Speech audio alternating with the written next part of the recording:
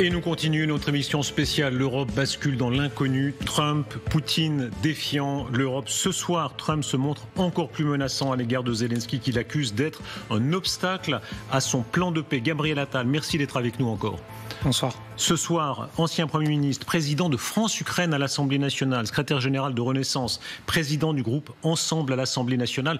Il faut lire de quelle manière, après l'algarade de vendredi au bureau ovale, Trump en rajoute contre Zelensky, le menace, le pousse vers la sortie. Comment est-ce que vous avez ressenti ce qui s'est passé vendredi ? Je crois que c'était d'abord la fin d'une illusion. L'illusion d'une Amérique qui resterait éternellement le rempart de l'Europe. Il y a eu les néo-conservateurs et avec Donald Trump, il y a quelque part les néo-isolationnistes, c'est-à-dire une volonté assez assumée de repli sur soi, matinée d'une recherche purement économique et transactionnelle. On voit bien que dans cette logique-là, les alliés sont avant tout des clients. Et la sécurité de l'Europe, elle se monnaie au plus offrant. Vous n'êtes pas seulement, pardon, mais c'est pas seulement la fin d'une illusion. Vous êtes né, vous, en 89, oui. L'année de la chute du mur de Berlin. Vous êtes une génération. Ce que ça représente pour vous, les événements qu'on vit, beaucoup disent, c'est aussi impressionnant que ce qu'on a vécu alors. Oui, probablement. Après, je crois que c'est encore plus violent pour un certain nombre de pays européens. Je pense aux pays scandinaves, aux pays de l'Est, qui se sont construits véritablement et qui ont construit leur liberté dans une relation extrêmement étroite avec les États-Unis. Mais c'est pas seulement la fin d'une illusion. Je crois que c'est aussi un électrochoc. Un électrochoc pour nous, Européens. Pour être capable de prendre notre destin en main, de nous affirmer comme puissance et de ne plus dépendre du parapluie américain, comme on dit, ou des États-Unis pour notre sécurité. Et je crois que c'est possible. On entend beaucoup de choses en ce moment. Et c'est vrai que quand on regarde les informations, je me mets à la place des Français, j'échange avec eux. Évidemment qu'il y a de l'inquiétude, qu'il y a de la peur et qu'il y a du doute. Mais ce dont on ne doit pas douter, c'est du fait qu'en Europe, on a les capacités de faire. Vous êtes triplement concerné. Vous êtes un peu ukrainien, si j'ose dire, puisque vous venez très originairement d'Odessa. Alors à l'époque, c'était la Russie tsariste. J'aimerais que vous disiez un mot de ça. D'où parles-tu, camarade, comme on disait en d'autres générations. Vous êtes retourné sur place. Ça a été un moment émouvant pour vous. Votre famille paternelle venait de là. Alors maternelle, c'est très lointain, mais je le dis ici, si je défends et que je soutiens l'Ukraine dans le combat qu'elle mène pour sa sécurité, son intégrité et sa souveraineté, c'est avant tout parce que je crois à des valeurs qui sont celles de la liberté des peuples à disposer d'eux-mêmes. Mais évidemment, il y avait une forme d'émotion, y compris de rencontrer des personnes qui ont rencontré mon grand-père quand il était revenu dans la maison de ses grands-parents avec les clés que ses grands-parents avaient emmenées à l'époque. La même clé fonctionnait toujours, hein. C'est-à-dire que c'était maison spoliée par les bolcheviks à l'époque. Vous êtes retourné avec la clé et elle Mon grand-père était retourné avec la clé il y a 25 ans et j'ai rencontré les personnes qui l'avaient accueilli. Et oui, la clé fonctionnait toujours. Voilà, c'est aussi des racines. On vient tous de quelque part et je crois que les racines, elles disent aussi quelque part une partie de ce que l'on est. Qu'est-ce que vous avez découvert en étant là-bas ? C'était la deuxième fois que je m'y rendais. J'y suis allé la semaine dernière. J'y étais allé en septembre dernier déjà. Ce que j'ai vu, c'est évidemment un peuple qui est fatigué, bouleversé, endeuillé, traumatisé quelque part par ce qui leur arrive. Mais c'est aussi un courage absolument extraordinaire. J'étais à Zaporijjia, c'est-à-dire à quelques dizaines de kilomètres, à 20 kilomètres du front. Et j'avais été invité notamment par les autorités ukrainiennes à l'inauguration d'une école souterraine. Parce que le seul moyen de pouvoir apprendre en paix là-bas, ou en tout cas d'apprendre calmement et sereinement, c'est de le faire 15 mètres sous terre. Quand vous voyez des enfants descendre des escaliers pour aller 15 mètres sous terre, pour aller à l'école, évidemment, c'est une profonde tristesse que vous ressentez. Et en même temps, se dire qu'il y a un peuple sous les bombes, menacé, agressé, qui fait une priorité à l'éducation parce qu'il considère que c'est en formant les citoyens de demain, en leur transmettant l'esprit critique des valeurs qui sont au fondement de la démocratie, ça vous donne aussi de l'espoir. Monsieur le Premier ministre, mener la guerre jusqu'où ? Entrons maintenant vraiment dans le dur, c'est-à-dire on dit souvent les Européens sont très courageux en parole, mais en acte, les Ukrainiens eux-mêmes se sont plaints parfois de ça. L'Europe a été généreuse, mais pourrait-on être plus audacieux ? La saisie des avoirs russes. Vous avez parlé à ce sujet-là tout à l'heure à l'Assemblée nationale. Soyons très concrets. Est-ce que demain, vous êtes pour que la France saisisse l'argent gelé des Russes, pas seulement les intérêts, mais le capital? Alors d'abord, il faut qu'on renforce notre soutien à l'Ukraine. Et on aura peut-être l'occasion d'y revenir. On le fait évidemment pour l'Ukraine, pour sa sécurité. Tous les dossiers, tous les chapitres, mais d'abord l'argent. C'est important pour moi de le dire, on le fait aussi pour nous. En soutenant l'Ukraine on se soutient aussi nous-mêmes. Et la victoire de la Russie nous coûterait beaucoup plus cher que nous coûtera le soutien à l'Ukraine. Combien d'argent russe est là ? Comment est-ce qu'on renforce le soutien à l'Ukraine ? On le fait en mobilisant des fonds qui existent au niveau européen. Je crois que la présidente de la Commission européenne a dit que lors du prochain Conseil européen, le 6 mars, des annonces seraient faites en ce sens. Mais je crois qu'on peut aller effectivement plus loin, y compris par la saisie des avoirs russes. Très concrètement, qu'est-ce que ça veut dire ? Vous avez aujourd'hui près de 300 milliards d'euros d'avoirs russes qui sont en Europe et qui sont aujourd'hui gelés. On utilise aujourd'hui les intérêts de ces avoirs dans le soutien à l'Ukraine. Peut-on saisir le capital demain ? Moi, je crois que oui. Je pense qu'il faut faire évoluer notre position. Et j'étais en tant que Premier ministre... On vous sent prudent. Vous dites, moi, je crois que oui. C'est-à-dire souvent, mais souvent, on va aborder beaucoup de sujets. Souvent, on reproche aux Européens de dire, il faudrait, et quand on entre dans la décision vraie, ils disent, moi, je crois que... Non, parce que d'abord, c'est un sujet qui est compliqué. Oui, j'ai été Premier ministre, j'ai défendu et fait adopter à l'Assemblée nationale l'accord bilatéral de soutien à l'Ukraine. Et à l'époque, cette question avait été posée. Et donc, vous ne l'aviez pas fait ? J'ai partagé les arguments qui nous ont conduits à ne pas le faire. Qu'est-ce qui a changé cette fois ? C'est une question qui est complexe. On voit bien qu'on a changé de monde. Donc allons-y. C'est ça que vous dites ? Oui, allons-y. Et évidemment que c'est des efforts de soutenir l'Ukraine dans sa résistance face à la Russie. Est-ce qu'il faut dire allons-y aussi pour les troupes au sol ? Je termine juste sur les avoirs. Oui. Avant de demander aux Français et aux Européens de payer, faisons payer les Russes dans l'effort de soutien à l'Ukraine qui est absolument nécessaire. Toujours, pardon, je vous bouscule un peu, mais c'est pour la bonne cause, c'est pour bien comprendre sujet par sujet. Longuement. Alors, la question des principes, mais la question des faits, des actes réels. Les troupes au sol, les troupes de maintien de la paix françaises, on voit que ça a vraiment beaucoup varié. Ça a beaucoup godillé, slalomé ces derniers mois entre les Anglais, même ces dernières heures, entre les Anglais et les Français. Quelle est votre position, oui ou non ? Est-ce qu'il faut des troupes de maintien de la paix français ? Ma position, c'est qu'on a vu par le passé, en Ukraine et ailleurs, qu'un cessez-le-feu sans garantie de sécurité, c'est-à-dire sans la possibilité de garantir que ce cessez-le-feu n'est pas rompu, on voit que ça ne dure pas très longtemps et que c'est pire après. Donc, on recherche un cessez-le-feu. 2, si un cessez-le-feu est trouvé, il faut garantir que ce cessez-le-feu soit respecté et que les combats ne repartent pas. Pour ça, il faut ce qu'on appelle des garanties de sécurité. Est-ce que dans ces garanties de sécurité, il peut y avoir des troupes au sol de pays européens, dont la France? Je crois que oui, à plusieurs conditions, à mon sens. Je vous taquine, de nouveau vous dites « je crois que oui ». Vous êtes pour le faire maintenant, oui. Je ne suis plus en responsabilité, vous le savez. Et par ailleurs, on n'est pas encore au cessez-le-feu, Darius. Mais vous êtes le parti présidentiel. Si on a un cessez-le-feu, je vous le dis, oui, je considère à plusieurs conditions. La première, c'est qu'on ne soit pas seul. On voit bien que les Britanniques eux-mêmes ont dit qu'ils y étaient prêts. Je pense que d'autres pays y seront prêts. La deuxième, c'est qu'il y a un mandat clair. Parce qu'on a vu aussi dans un certain nombre de théâtres qu'il pouvait y avoir des troupes sans mandat clair et que ça ne garantit pas grand-chose. Il faudra voir. Mandat de l'ONU, autre mandat. S'il y a un mandat de l'ONU, il peut y avoir veto des Soviétiques, enfin des Russes, pardon. Voilà, c'est pour ça qu'on voit bien, et ça c'est peut-être un autre sujet qu'on abordera, mais on voit bien qu'aujourd'hui, nos instances multilatérales sont un peu à bout de souffle. Et que c'est une nouvelle organisation, une nouvelle grammaire du monde libre qu'on doit être capable d'inventer. Et le président de la République, en réunissant à l'Élysée et ensuite le Premier ministre Starmer en réunissant à Londres des pays qui sont membres de l'Union européenne, mais pas seulement autour de cette question-là, je pense, ouvre un nouveau schéma, une nouvelle organisation qui peut ensuite être utile pour notre sécurité. Gabriel Attal, question simple et difficile. Qui a gagné la guerre en l'état?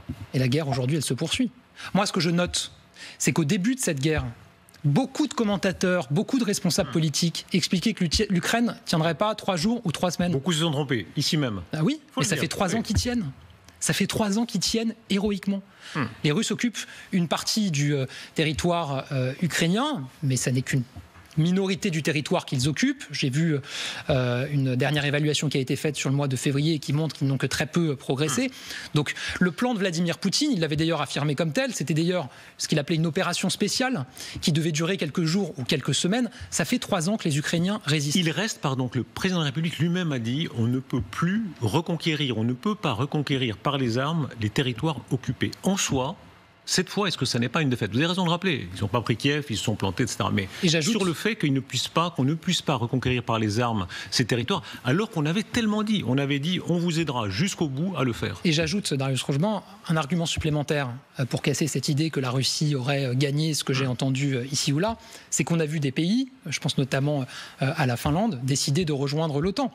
On a vu un certain nombre de pays nordiques, je pense au Danemark, s'intégrer davantage dans l'Union européenne sur les questions question de défense et de sécurité, ce qui, il me semble, n'était pas tout à fait dans les plans de Vladimir Poutine initialement. Ensuite, pour répondre à votre question, j'étais en Ukraine. J'ai échangé avec les autorités nationales et locales, notamment à Zaporijjia, qui est un oblast, vous savez, qui est occupé, je crois, à quasi 70% par les forces russes. Ils font plus que résister. Ils se battent évidemment aussi pour reconquérir le terrain qui est aujourd'hui occupé par les Russes, et ils se battent héroïquement pour cela, et je crois qu'on doit les soutenir davantage. On doit les soutenir pour la couverture aérienne, on doit les soutenir en matière de munitions. Il y a aujourd'hui parfois un rapport de 1 à 2,5, voire de 1 à 4 entre les obus ukrainiens et les obus russes. Ça veut dire très concrètement, dans certaines situations, quand les Russes tirent 4 obus, les Ukrainiens peuvent réagir avec un obus. Gabriel Attal, jusqu'où va la garantie de sécurité? Les Ukrainiens disent, et vous avez raison de le rappeler, c'est bien joli d'avoir un cessez-le-feu, il faut des conditions pour donner des garanties. Est-ce que ça peut aller jusqu'à un traité d'alliance? Est-ce qu'on peut dire aux Ukrainiens, si demain, après un accord de paix, après un cessez-le-feu, les Russes attaquaient de nouveau, la France entre en guerre? D'abord, je pense qu'il y a différents formats possibles de garantie de sécurité. Il y a l'adhésion à l'OTAN. On voit aujourd'hui. On a compris que c'est exclu par les Américains. Compromise, pour ne pas dire autre chose. Donc c'est pas ça. Il y a l'adhésion à l'Union européenne. Moi, je défends une accélération. Ils ont besoin de garanties maintenant. On peut accélérer le calendrier d'adhésion à l'Union européenne. Dans combien d'années? Ils ont fait un certain nombre de réformes. Dans combien d'années l'adhésion? On peut se dire que dans les deux ans qui viennent, on peut se fixer pour objectif qu'ils adhèrent, y compris de manière adaptée, avec des clauses de sauvegarde, par exemple sur l'agriculture. Ils ont engagé un certain nombre de réformes assez courageuses. Ils continuent à en mener. Il y a Soyez besoin précis, pardon. Si l'Ukraine entre dans l'Union européenne, est-ce que ça veut dire que si elle est attaquée de nouveau, la France et les autres entrent en guerre? Vous savez que dans nos traités européens, il y a l'article, je crois que c'est l'article 44, alinéa 7, qui prévoit une assistance mutuelle en cas de conflit. Mais vous savez comme moi, assistance mutuelle, un peu vague. Est-ce que ça veut dire entrer en guerre? Non, mais soyons précis, si on veut défendre. Darius Rogemin, tout ça pour dire que quand on dit qu'on se bat pour que le conflit s'arrête à l'Ukraine, parce que si Vladimir Poutine prend le contrôle de l'Ukraine, évidemment qu'il poursuivra vers d'autres pays qui sont, eux, déjà dans l'Union européenne. On le fait aussi pour notre sécurité, parce que alors, si jamais il devait intervenir en Roumanie, en Pologne, dans les États baltes, à ce moment-là, on devrait assistance mutuelle. Donc stopper dès maintenant la progression des Russes, c'est aussi agir pour la sécurité de la France. Gabriel Attal, le président de la République dit qu'il faut réfléchir à la dimension européenne de la dissuasion. Il n'est pas le premier, plusieurs présidents l'ont fait, mais là, il le fait de manière accélérée. Est-ce que vous êtes favorable à ce qu'il y ait des mesures nouvelles prises pour que les Baltes, les Polonais, les Roumains, les autres se sentent protégés par la bombe française? D'abord, vous avez raison de préciser les choses, puisqu'on voit certains responsables politiques, je pense notamment à Madame Le Pen, qui racontent absolument n'importe quoi en ce moment. À l'écouter, encore tout à l'heure à l'Assemblée nationale, le président de la République aurait proposé de partager le bouton nucléaire avec d'autres pays européens. Ce n'est pas du tout ce qu'il a dit. Un seul appuie sur le bouton. Il a repris une doctrine qui a été celle avant lui de plusieurs présidents de la République, notamment de Jacques Chirac, dans un discours important, je crois, en 1996, qui est de dire que notre dissuasion nucléaire, notre arme nucléaire, elle vise à protéger nos intérêts vitaux. Et que dans nos intérêts vitaux, il y a évidemment une dimension européenne. C'est ce qu'a rappelé le président de la République. Maintenant, ce à quoi le président de la République a ouvert la porte, c'est en cas de désengagement américain. Est-ce qu'on peut aller plus loin pour qu'il y ait une véritable protection pour l'ensemble des pays européens et notamment les États baltes en matière de parapluie nucléaire? Est-ce qu'on y est? Est-ce qu'on y est? Il a ouvert un débat et une discussion. Oui. Moi, je pense qu'il faut aller vers cette nouvelle organisation. Ce que les Français ne savent pas toujours, c'est qu'aujourd'hui, vous avez des ogives nucléaires américaines sur le sol européen. Oui. En Italie, en Allemagne, aux Pays-Bas, etc., dans un certain nombre de pays. D'où le fait que ces pays-là se sentent quelque part protégés par le parapluie américain. Vous amenez la question, est-ce que vous seriez favorable, et là on est dans l'ultra concret, à ce qu'il y ait des ogives nucléaires françaises qui soient stockées, parce que ça change tout, vous le dites vous-même pour les Américains, sur le sol de la Pologne, des Baltes ou d'autres? Je pense que le président a raison d'ouvrir ce débat. Et pourquoi est-ce que je vous dis pas oui, il faut le faire ou non, il ne faut pas le faire, Darius Rogemin? C'est parce que c'est des sujets qui sont éminemment complexes. Est-ce que ça veut dire participation des forces armées de ces pays à des exercices conjoints avec nos forces armées? Est-ce que ça veut dire des garanties, il en faut, d'entretien et de sécurisation de ces ogives? Tout ça, c'est des discussions dont il faut parler. Mais je pense que le président de la République a raison d'ouvrir ce débat et qu'on voit bien qu'il y a une angoisse très forte dans les pays que vous évoquiez, d'un retrait du parapluie américain. Et je crois que c'est de la responsabilité de l'Europe et de la France de garantir la sécurité à ces pays. Gabriel Attal, vous avez réfléchi sur ces sujets. Il faut lire Bruno Tertrais, qui est un des meilleurs spécialistes de la dissuasion nucléaire, qui explique de quelle façon le Premier ministre bénéficie de ce qu'on appelle les procédures de dévolution. Si le président de la République est mort ou empêché en cas de guerre, en cas d'urgence de guerre, alors si l'intérim est organisé, c'est le président du Sénat, ce serait M. Larcher maintenant, mais sans cela, c'est dans l'urgence le Premier ministre qui est chargé de la décision ultime. Je sais que vous avez reçu la formation, si j'ose dire, un chef d'état-major qui vient voir, qui explique comment ça marche. Est-ce que dans un moment pareil, on sent le poids de la responsabilité morale que ça suppose ? Bien sûr. Au terme du Code de la défense nationale en France, le Premier ministre est chargé de la responsabilité de la dissuasion nucléaire. Ça veut dire qu'il doit garantir que la dissuasion nucléaire est toujours opérationnelle, qu'elle est entretenue, qu'elle est renouvelée.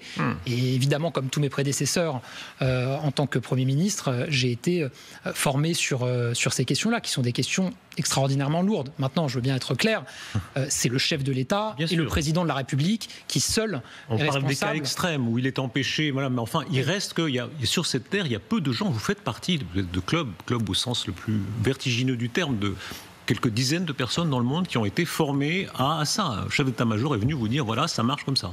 J'ai eu la responsabilité d'être Premier ministre de mon pays et à ce titre-là, d'avoir des responsabilités en termes de défense nationale. J'ai cherché à les assumer du mieux que j'ai pu aux côtés du président de la République. Est-ce que la perspective a changé ? On voit bien que l'apocalypse nucléaire, on pensait que c'était tout ou rien. Je me rappelle, au début de la guerre d'Ukraine, beaucoup de responsables politiques sont venus dire c'est tout ou rien. Et on comprend que non. Les Américains eux-mêmes, M. Blinken, dans cette même émission, nous a dit oui, à l'automne 2022, on a eu peur du nucléaire tactique. Est-ce que le danger nucléaire est revenu ? Et je me souviens des débats qu'il y a eu à ce moment-là, des inquiétudes qu'il y a eu à ce moment-là. Vous les aviez aussi ? Je crois que tout le monde les a partagés. Je veux dire, au début de l'invasion russe et du conflit, il y a eu un certain nombre de déclarations qui d'ailleurs parfois venaient d'occidentaux eux-mêmes sur ce sujet-là. Et je me souviens à l'époque d'avoir été beaucoup interpellé par des Français qui me posaient la question. Moi, je pense que c'est important quand même d'expliquer aux Français la situation dans laquelle on est aujourd'hui. J'entends évidemment les inquiétudes.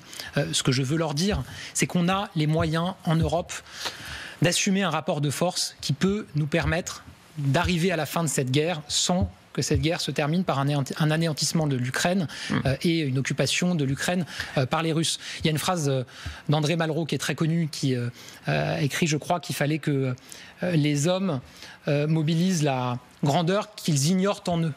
Aujourd'hui, je crois qu'il faut que les Européens mobilisent la force qu'ils ignorent en eux. On a une puissance. La Russie, c'est le plus grand pays du monde, c'est le PIB des Pays-Bas. À nous tous dans l'Union européenne, on investit... Ils détestent qu'on le rappelle, vous avez raison. Non, mais à nous tous dans l'Union européenne, on investit autant qu'eux en matière de défense et on va continuer à investir davantage puisque vous voyez bien que beaucoup de pays européens se sont engagés dans des réinvestissements massifs pour nos armées. On vit ce moment incroyable où le président de la première puissance, celui qu'on appelait généralement le défenseur du monde libre, dit « Arrêtez avec vos histoires, la Russie n'est pas si dangereuse que ça ». Je vous lis sa déclaration du jour. Nous devrions passer moins de temps à nous inquiéter de Poutine et plus de temps à nous inquiéter des gangs de violeurs migrants, des barons de la drogue, des meurtriers et des personnes issues d'instituts psychiatriques entrant dans notre pays pour ne pas finir comme l'Europe. C'est ce que je vous disais tout à l'heure. On voit bien dans les déclarations qui sont celles de Donald Trump que les questions d'état de droit, de liberté des peuples, de démocratie sont secondaires par rapport à des intérêts qui sont purement économiques ou transactionnels. Est-il devenu notre ennemi ? Est-ce que Trump est devenu l'ennemi des Européens ? Non, les États-Unis restent un allié, doivent rester un allié. Mais dans un rapport qui doit évidemment évoluer, y compris de notre côté. Un allié, c'est pas quelqu'un qui vous tient en laisse. C'est pas quelqu'un dont vous dépendez à tout point de vue. Et donc quand on dit qu'il faut assumer notre puissance, évidemment que ça vise aussi à rééquilibrer une relation qu'il a peut-être été à l'échelle européenne ces dernières décennies. Moi je vais vous dire, je suis ni va-t-en-guerre, ni soumis. Je cherche à être pragmatique. Et je pense que c'est comme ça qu'il faut être avec Donald Trump. C'est la raison pour laquelle je pense que le président de la République a eu raison de se rendre à Washington pour rencontrer Donald Trump et qu'il a raison, avec un certain nombre de chefs d'État et de gouvernement en Europe, de maintenir un dialogue pour chercher à le convaincre qu'il n'est pas dans son intérêt que la Russie emporte la victoire face à l'Ukraine. Est-ce que vous allez jusqu'à dire que la France doit être non alignée ? Il y a eu, c'était une période gaulienne, Chirac n'était pas loin de ça, cette idée qu'au fond, à l'égard des États-Unis, même si on est solidaire en termes militaires, mais pour le reste, entre la Chine, la Russie, les dictatures arabes, il ne faut pas faire trop de morale, on est non aligné. Est-ce que vous pensez ça ? Mais je crois que c'est la doctrine qui a été poursuivie par les différents présidents de la République, y compris le nôtre. Certains étaient plus atlantistes. Oui, en tout cas, c'est ce qui a été poursuivi. Un ou deux d'entre eux, disons. C'est ce qui a été poursuivi. Oui, moi je crois que la France a encore beaucoup de choses à dire au monde. Que dans les débats qu'on a en ce moment, on parle beaucoup des pays de l'hémisphère nord. Je pense que vis-à-vis, dans le rapport qu'on a, les relations qu'on a avec les pays du sud global, comme on dit souvent, on a beaucoup de choses à construire et que c'est aussi cohérent avec l'histoire qui est la nôtre et le positionnement qui a toujours été le nôtre. Le président de la République a parlé de ce qu'il appelle l'international réactionnaire. Alors, il n'est pas entré dans le détail, mais le détail, tout le monde sait très bien de qui il parle, c'est-à-dire Trump, Vance, peut-être Musk, ces gens qui soutiennent l'AfD, notamment en Allemagne. Est-ce que vous partagez d'abord cette appellation ? Est-ce que le nom vous semble bien trouvé ? Bon, c'est pas le terme, c'est le terme que le président de la République a employé. Je pense qu'il reflète, on le voit bien, une conception qu'un certain nombre de valeurs qu'on appelait les valeurs occidentales, ou les valeurs qui unissaient la communauté internationale, sont secondaires, voire ne sont pas partagées du tout. Moi, je vais vous dire, moi je crois à la démocratie, je crois aux démocraties libérales, je crois à l'état de droit, et je ne crois pas à l'usage de la technologie comme instrument de domination des masses. Trump est élu, démocratiquement. Oui, bien sûr, mais on voit dans un certain nombre de déclarations qu'il y a la remise en cause d'un certain nombre de chefs d'État, et au premier rang desquels le président Volodymyr Zelensky, qui a été démocratiquement élu, qui a une contestation, y compris de sa légitimité, et qui a quelque part une forme d'inversion des valeurs qu'on voit dans le débat public, alimenté évidemment par la Russie, y compris alimenté en France par le Rassemblement national et Madame Le Pen, qui consiste à installer l'idée que finalement ceux qui voudraient la paix, ce serait la Russie, et que ceux qui voudraient poursuivre la guerre, ça serait l'Ukraine et les Européens. Mais pardon, il faut rappeler quelque chose de basique. Le plus sûr moyen d'arrêter la guerre et de faire la paix, c'est si les Russes arrêtent d'agresser l'Ukraine. Je l'ai dit tout à l'heure, si les Russes arrêtent de se battre, il n'y a plus de guerre. Si l'Ukraine arrête de se battre, il n'y a plus d'Ukraine. Tout ce qu'ils font, c'est simplement chercher à se défendre, chercher à pouvoir continuer à vivre libre, chercher à survivre. Et je le dis, moi, y compris comme un homme de ma génération, l'idée qu'on pourrait être spectateur de leur anéantissement me rend malade. Voilà, ça me rend malade. C'est pas mes valeurs, c'est pas la conception que je me fais de la liberté des peuples à disposer d'eux-mêmes. Vous avez fait l'allusion à Musk. Musk, ce soir, est encore d'une violence telle contre Zelensky. Pour vous, est-ce que Musk est dangereux ? On voit un certain nombre de déclarations, mais je me souviens aussi, et c'est là où on voit une forme d'incohérence et d'imprévisibilité absolue. Je me souviens au début de l'invasion russe en Ukraine, d'un certain nombre de tweets de sa part, de messages de soutien aux Ukrainiens. Il les a aidés, bien d'ailleurs, avec Starlink. Voilà. Oui. Et on voit aujourd'hui, y compris dans un certain nombre de déclarations des autorités américaines, que par un tweet, un communiqué, une déclaration, on peut tout d'un coup avoir une forme de renversement dans une ligne. Et mais ça, oui, quelque part. Au stade où on est, c'est insécurisant. C'est insécurisant. Insécurisant, voilà. C'est un peu mou. Il est dangereux ou il n'est pas dangereux ? C'est insécurisant, Darius Rochemin. Et donc, c'est dangereux, si vous voulez que je le dise. Vous êtes pire, vous étiez aux affaires, vous n'êtes plus aux affaires, vous êtes encore plus prudent. C'est pas une question de... dangereux ou il n'est pas dangereux. C'est pas une question de prudence. Insécurisant, oui. Non, je pense que c'est... J'essaye d'être pragmatique, encore une fois. Moi, je ne cherche pas à être dans l'escalade, dans la course à celui qui aura le propos, qui fera le buzz ou qui fera la polémique. Il soutient l'AfD en Allemagne, pardon. Il soutient l'AfD en Allemagne. Ou bien on considère que c'est son libre choix démocratique, les uns, ou bien on considère que c'est dangereux, mais insécurisant, il y a une ingérence qui est évidente. Et par ailleurs, vous me faisiez réagir sur les propos qu'il tient sur Volodymyr Zelensky et sur l'Ukraine. Et ce que je vous rappelais, c'est qu'on a vu une évolution dans les prises de position qui ont été les siennes ou qui ont été celles d'autres responsables américains qui montrent qu'il y a une imprévisibilité absolue et que donc, quelque part, on peut difficilement se fier à des propos ou à une ligne qui est défendue par eux. Écoutez, c'est l'image en direct. Le président Trump parle, on l'apprend maintenant, du Volodymyr Zelensky. Écoutez-le.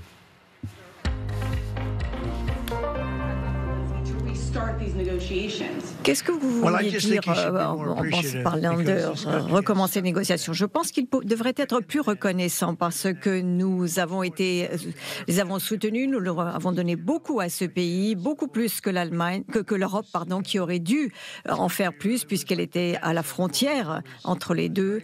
Et c'était un pays très important qui était comme une barrière à la frontière. Et je ne parle pas que de l'Europe, mais l'Europe a été beaucoup plus intelligente que Joe Biden, ne savait pas ce qu'il faisait. Il a donné de l'argent à toute allure. Ils auraient dû avoir quelque chose en contrepartie. À savoir que si on donne $1, ils auraient dû donner $1. Si on a donné 350 millions de dollars, ils auraient dû nous donner la même chose. Mais eux ont récupéré leur argent parce qu'ils l'ont fait sous forme de prêt. Et c'est un prêt sécurisé. Lorsque j'ai vu cela, et cela faisait un certain temps que je le savais, je me suis dit que le moment était venu pour nous d'être intelligents. Et dans le même temps, c'était quelque chose d'important pour eux parce que nous pourrons aller dans le pays, prendre les terres rares, ce qui va nous permettre de faire fonctionner notre moteur, le moteur que nous avons créé il y a très peu de temps. Et là, nous aurons quelque chose, nous aurons une présence sur place. Et tout ceci étant dit, je voudrais qu'une chose puisse se faire. Je veux que tous ces jeunes, que l'on arrête de tuer tous ces jeunes qui meurent par milliers toutes les semaines. La semaine dernière, il y en a eu 2700 qui sont décédés. 2700 jeunes, tous des jeunes garçons d'Ukraine et de Russie. Voilà cette déclaration de Donald Trump. Monsieur le Premier ministre, nous sommes toujours avec vous. Votre réponse à son argument, cet argument pacifiste ou pseudo-pacifiste où il dit « tout est mieux » plutôt que de continuer la boucherie. Mais encore une fois, c'est une inversion de valeur absolue. Ceux qui sont responsables de la boucherie, comme vous dites, c'est les Russes qui bombardent les Ukrainiens. J'ai passé la semaine dernière 4 jours en Ukraine, à Kiev, à Zaporijjia, à Odessa. Ils sont sous le feu des bombes. Ils demandent qu'une chose, c'est que les bombardements s'arrêtent, c'est que les tirs s'arrêtent. Et s'ils s'arrêtent, il n'y a plus de guerre. Arrêtons d'accepter cette inversion de valeur délirante où on donne le sentiment que ce sont les Ukrainiens qui veulent la guerre et qui sont à l'origine de la guerre. Non, ils demandent simplement à pouvoir vivre libre et se défendre. Quelle est la nature exacte aujourd'hui du danger russe? On entend l'argument de Trump disant, au fond, les Européens exagèrent. Les Européens, c'est ça qu'il dit, hein, les Européens surjouent ce danger. Pendant la guerre froide, c'était clair, on imaginait que soit la bombe, soit que les chars russes allaient déferler sur Berlin, sur Paris, etc. Quel est le danger aujourd'hui ? Je crois que pour le reconnaître, il faut se fier aux déclarations de Vladimir Poutine lui-même. On a vu un certain nombre de ses déclarations sur ses objectifs, ce qu'il appelle la Grande Russie, c'est-à-dire reconquérir un certain nombre de territoires dont il considère qu'ils ont été illégalement ou injustement perdus par la Russie. Il veut reconstituer l'URSS selon vous ? C'est des déclarations lui-même qu'il a pu avoir. Pas forcément d'ailleurs en se référant à l'URSS, mais peut-être à d'autres temps de l'histoire russe.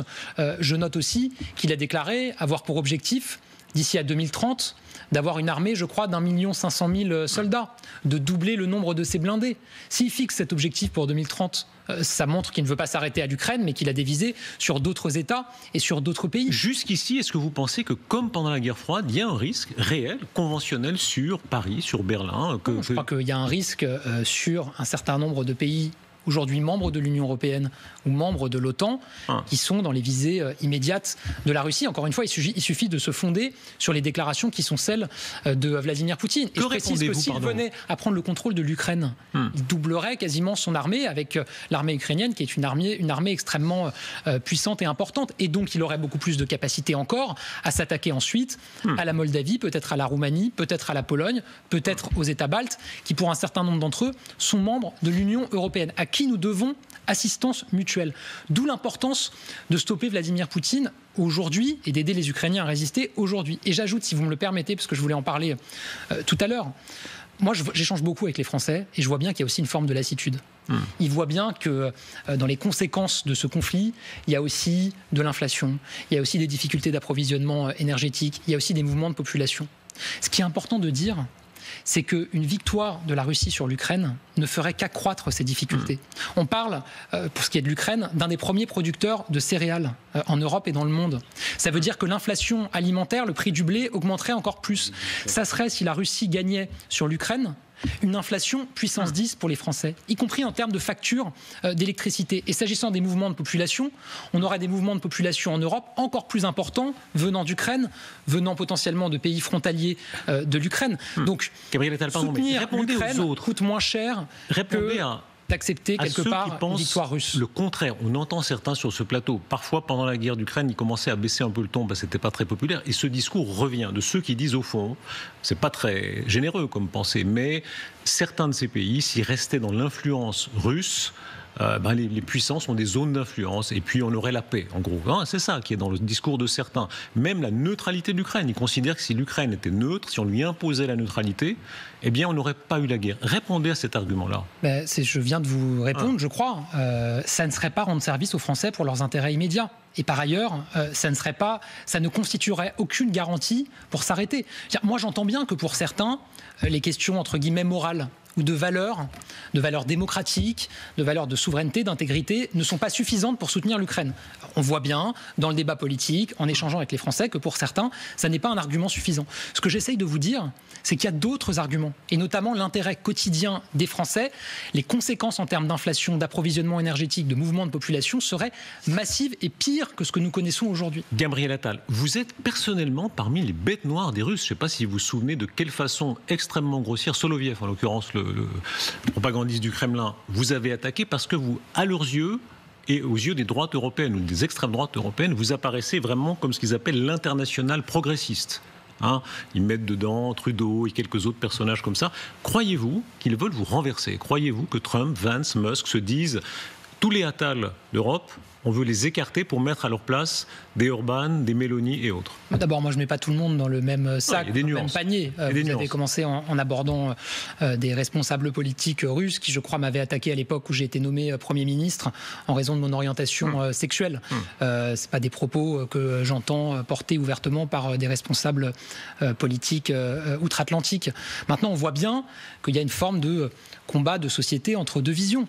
Moi, je défends une vision qui est attachée aux valeurs de la démocratie, des démocraties libérales, qui est attachée à la liberté. Moi, je considère que la valeur première que l'on doit défendre, c'est la liberté, et que c'est pas pour rien si en France, à l'époque, a été choisi comme devise liberté, égalité, fraternité, avec la liberté en premier, ce qui veut dire que je suis attaché à la lutte contre les discriminations, à la défense des minorités. Effectivement, on voit que cette ligne-là n'est pas partagée et qu'elle est même combattue par certains.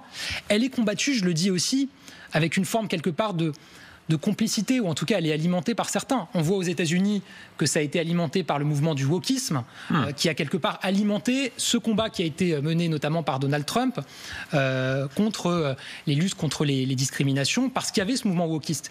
Et je crois qu'en France, de la même manière, on voit malheureusement dans un certain nombre de déclarations politiques, notamment à l'extrême gauche et à la France insoumise, une forme d'alimentation de discours qu'on entend aujourd'hui au Rassemblement national à l'extrême droite. Gabriel Attal, comment existera cette fraction de la politique en France, dont vous êtes le bloc central, vous dites les partisans de la liberté. Vous avez 35 ans, vous étiez le plus jeune en tout, vous avez été quoi? Plus jeune Premier ministre? Plus jeune quoi? Je crois plus jeune membre d'un gouvernement de la Ve République. Aujourd'hui, la suite, qu'est-ce que c'est? Par exemple, est-ce que vous êtes candidat à la mairie de Paris? Non, mais alors là... Non, mais ne me dites pas, mais alors là... Je suis venu, Darius Rochebain, pour aborder des questions graves qui sont, je crois, les questions qui préoccupent en ce moment les Français. Non, mais ne faites pas que ça vous surprenait. C'est pas par excès de modestie ou d'humilité, mais je pense que les Français qui nous regardent sont plus intéressés de connaître peut-être la position qui est la mienne et les idées que je défends dans le cadre de ce conflit et de cette situation qui est inédite dans notre histoire récente, plutôt que mes visées ou pas personnelles. C'est un enjeu très important. On voit à quel point l'Europe est en train d'hésiter. Des pays comme l'Italie qui ont basculé, c'est-à-dire qu'il y a une droite, une union de la droite qui a pris le pouvoir, qui fonctionne, bien ou mal, chacun en juge, mais en tout cas qui fonctionne, qui a le pouvoir. Ici, en France, il y a un bloc central dont vous êtes de fait la figure principale. Est-ce qu'il y aura à la prochaine élection présidentielle, quoi qu'il en soit, un candidat macroniste?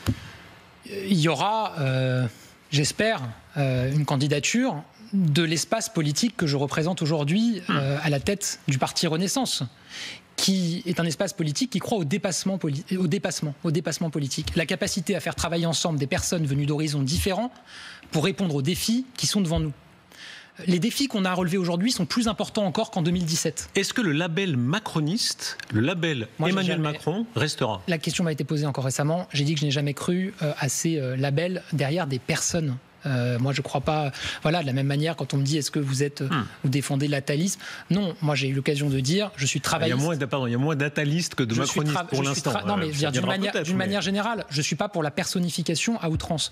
Moi, c'est la Ve République, où il y a eu des gaullistes, des mitterrandistes, des chiraciens. Pourquoi il y aurait-il pas de macronistes? L'élection présidentielle, elle est dans 2 ans. Oui, mais pourquoi n'y aurait-il pas? C'est pas très clair ce que vous me dites. Comme je vous disais, il y a eu des chiraciens. Pourquoi n'y aurait-il pas de macronistes? Ce que je vous dis, je crois à un certain nombre de valeurs. Moi, je me sens travailliste. Je me sens féministe, je me sens écologiste, je me sens, j'aime pas trop le terme, mais républicaniste. Je crois aux valeurs de la République, à la laïcité, à la sécurité pour les Français. Ça me semble plus important et plus clair. Maintenant, est-ce que vous serez l'héritier? Soyons clairs, parce que ça existe en politique, les filiations. Dieu merci. Est-ce que vous serez l'héritier d'Emmanuel Macron? Mais moi, je suis arrivé en politique et j'ai eu la chance, l'honneur de pouvoir exercer des responsabilités, y compris au plus haut niveau, en étant chef du gouvernement de mon pays. J'ai pu exercer ces responsabilités parce que le président de la République me les a confiées. Et ça, je ne l'oublierai jamais. Maintenant, ce qui me dérange... Vous lui êtes reconnaissant? Évidemment. Oui. Et ce qui me dérange dans ces questions, c'est qu'on finit par donner le sentiment dans le débat public que finalement, maintenant, il faudrait se concentrer sur ce qui se passera dans 2 ans, en 2027. Il y a juste 2 ans entre les deux. Et moi, je ne fais pas partie de ceux qui considèrent qu'on ne pourrait plus agir, qu'on ne pourrait plus réformer dans les 2 ans qui viennent. Parce que les 2 ans qui viennent là, ils en valent 50. Édouard Philippe était notre invité il y a quelques jours. Il disait, ce seront 2 ans, on ne pourra pas faire grand-chose. Il se trompe? Moi, je ne veux pas croire à ça. Voilà. Je ne partage pas cette ligne-là. Mais d'abord parce qu'on ne peut pas l'accepter. Regardez ce qui se passe aux États-Unis. Donald Trump, il multiplie ce qu'on appelle les executive orders. Il prend des décisions tous les jours. La Chine investit massivement dans son économie. Les Allemands, quand ils auront fini leur discussion sur leur coalition, je pense qu'ils iront assez vite, assez fort sur les réformes. Et nous, pendant 2 ans, on va faire la planche en France à attendre que ça passe. Monsieur le Premier ministre. Tout le monde avance. Monsieur le Premier ministre, vous êtes bon comédien. Vous faites comme si, comment la présidentielle, de quoi me parlez-vous? Je n'y pense pas. Non, c'est pas ce que je vous dis. Non, mais je vous taquine. Ce que je vous dis, c'est que ne nous laissons pas enfermer dans l'idée qu'il ne pourrait plus rien se passer en termes de réforme pour les Français et pour le pays dans les 2 ans qui viennent, sous prétexte qu'il y a une présidentielle dans 2 ans. Cela étant, vous savez combien la présidentielle est structurante dans le pays. Le rôle du président de la République est structurant dans ce pays. Donc ça amène quand même des questions qui sont directement liées à la stabilité de la France, à la force de la France. Est-ce que pour vous, il faudra hâter les échéances? Est-ce qu'il faut une dissolution pour retrouver, si possible, une stabilité? Non, je crois qu'il faut soutenir le gouvernement de François Bayrou, le plus longtemps possible, lui permettre de tenir et lui permettre d'agir.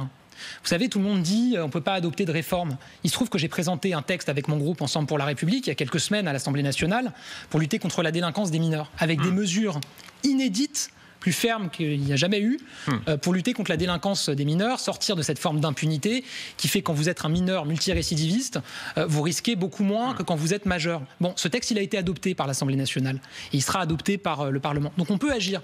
Et si on voit qu'il y a un blocage au Parlement, on peut agir par référendum et demander aux Français de trancher un certain nombre de questions. Le pays se prendra-t-il à droite? Tout le monde convient qu'il y a une forme de déport vers la droite, et on l'a vu les derniers scrutins. Est-ce qu'il faudra tenir compte de ça, d'après vous? Moi, je ne fais pas partie de ceux qui veulent réenfermer notre pays dans un clivage droite-gauche qui a consisté pendant des années, j'ai grandi avec ça, ma génération a grandi avec ça, pour la gauche à défaire ce que la droite avait fait avant, et pour la droite à défaire ce que la gauche avait fait avant, sous prétexte que c'était pas dans l'idéologie officielle. En 2017, on est quelque part un peu sorti de ça, avec l'idée que les défis étaient tellement importants qu'il fallait sortir de ce clivage. Les défis sont encore plus importants aujourd'hui. En 2017, Darius Rochebain, la guerre n'était pas revenue sur le continent européen.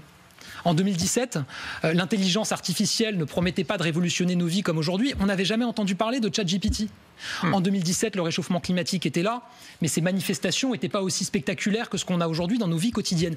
Qui peut croire que face à ces enjeux, la paix sur le continent européen, le défi technologique de l'IA et la lutte contre le réchauffement climatique, pour ne citer que, qui peut croire qu'il faudrait se réemprisonner dans des clivages droite-gauche? Qui peut dire à quelqu'un qui se revendique ou qui se sent de droite qu'il n'a pas le droit d'être extrêmement exigeant sur les questions écologiques. Et qui peut dire à quelqu'un qui se revendique de gauche qu'il n'a pas le droit d'être très exigeant sur les questions de sécurité et de lutte contre la délinquance? Gabriel Attal, quelques mots. Vous avez été au pouvoir et puisqu'on parle d'international, vous avez raison, c'est pour ça qu'on vous a invité aujourd'hui. J'aimerais votre regard quand même sur quelques moments, parce qu'il y a notamment quelques images qui les soutiennent. Il y a ce moment où vous êtes allé chercher Joe Biden sur le tarmac. La scène était assez extraordinaire parce que vous êtes le jeune Premier ministre de la France, il est le président âgé, il faut dire ce qui est un peu sénile, enfin je veux dire c'est des choses, tous ceux qui étaient à ce moment-là sur le tarmac disent, vous avez vu, tout le monde a vu là que l'histoire s'écrivait, que ça allait peut-être ouvrir la voie, alors certains espéraient à Kamala Harris, en l'occurrence à Donald Trump. Est-ce que vous avez senti là qu'il se passait quelque chose? Non, mais d'abord c'est un moment qui était assez court. Non, mais je sais que vous l'avez prouvé aussi. Vous avez vu à quel point il se passait là quelque chose. J'ai surtout ressenti, Darius Rochebin, l'immense honneur qui était le mien d'être chef du gouvernement de mon pays et d'accueillir le président des États-Unis sur le sol français à l'occasion de la commémoration des 80 ans du débarquement américain, avec des cérémonies qui ont été absolument extraordinaires. Ensuite, c'est surtout ça que j'ai ressenti à ce moment-là.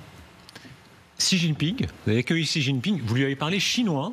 Oui. Qu'est-ce que vous avez dit en chinois à Xi Jinping? Parce que j'avais quelques bases, mais vraiment des bases. Qu'est-ce que vous dites en chinois? Je crois que je lui ai dit Si Ju Xin In Hao, qui veut dire bienvenue monsieur le président Xi. Et puis voilà, quelques mots ensuite. Mais c'était, voilà, on avait aussi un interprète, j'ai aussi parlé en français puisque je ne pouvais pas tenir la conversation. Mais là, c'est pareil, c'était un moment très, très fort, évidemment, pour moi. Il y a une nostalgie du pouvoir? Moi, je me suis engagé en politique parce que j'aime l'action. Et j'ai eu l'immense honneur d'agir au gouvernement, d'abord en tant que ministre, puis en tant que Premier ministre. Évidemment que c'est les moments où on se sent le plus utile. Aujourd'hui, j'essaye d'être utile différemment. D'abord dans mes fonctions de chef du parti Renaissance, de président de groupe à l'Assemblée nationale, dans mes fonctions de président d'association aussi. J'ai créé une association de lutte contre le harcèlement à l'école et on organise des actions. On a déjà sensibilisé plusieurs milliers d'élèves à ces questions de harcèlement. Voilà, je cherche à être utile autrement et je chercherai toujours à être utile à mon pays. Est-ce qu'il y a eu un moment de déprime?